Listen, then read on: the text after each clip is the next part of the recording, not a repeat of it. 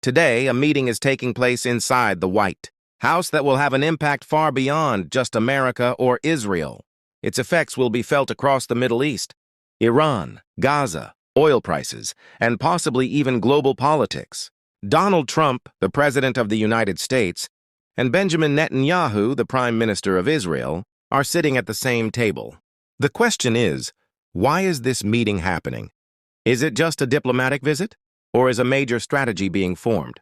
Today, we will look at the facts and understand the real story. First, it's important to understand the context. The relationship between America and Israel is not new. Since 1948, when Israel was established, the U.S. has been its strongest supporter. Military aid, billions of dollars. Weapons, advanced systems. Diplomatic shield, frequent use of veto power at the United Nations. Under Trump, this relationship became even stronger. Jerusalem was recognized as Israel's capital.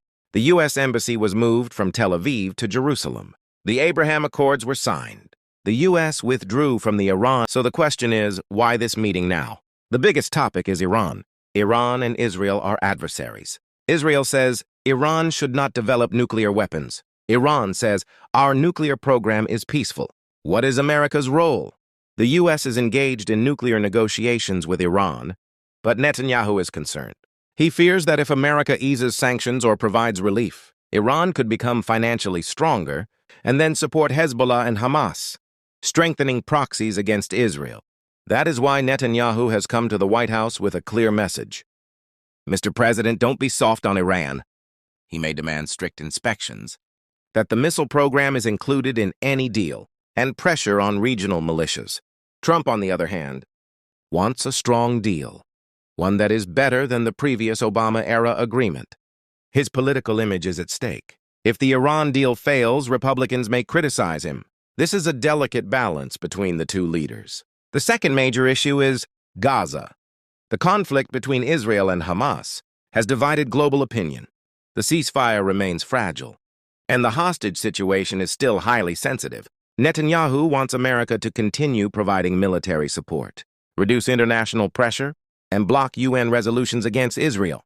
For Trump, the challenge is domestic. Within America, opinions are divided. Some want full support for Israel. Others are concerned about the humanitarian crisis in Gaza. He must balance supporting Israel with maintaining his domestic political image. This meeting will shape that balance. This is not just foreign policy, it is American politics as well. Trump is in an election environment. Evangelical voters who strongly support Israel form part of his core base. If Trump takes a strong stance alongside Netanyahu, his base will be pleased. But if war escalates, oil prices may rise, inflation could increase, and voters might react negatively. It is a complex political chess game. According to reports, America is adjusting its naval presence in the Middle East, including aircraft carriers and missile defense systems. This is no coincidence. The message is clear. America is showing its strength in the region. Netanyahu wants assurance that if Iran takes aggressive actions, America will stand with Israel. Trump wants to avoid war but maintain strong deterrence. If this meeting succeeds, the Iran deal could become tougher. Gaza's ceasefire may be extended, and regional tensions could temporarily ease. If it fails, Israel could take unilateral action, Iran could respond, oil markets may panic, and a new Middle East crisis could begin. Russia and China are watching closely because if America is heavily involved in the Middle East, the global balance of power could shift. Netanyahu's main objectives are to prevent Iran from going nuclear, permanently weaken Hamas, secure his domestic political position, and strengthen the military alliance with America. His approach is hardline, and he tends to avoid compromise. Trump, with his businessman mindset, is focused on striking a strong deal, one that carries his name, avoids war, keeps oil prices stable, and reinforces his election narrative. His style is unpredictable, sometimes hardline, sometimes negotiative.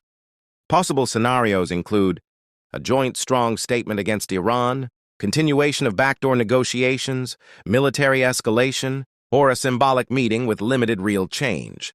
What happens inside the White House affects millions of lives, families in Gaza, citizens in Iran, Israelis, and American voters. Politics is not just speeches. Politics is about consequences. Today's meeting could shape tomorrow's headlines and perhaps tomorrow's history.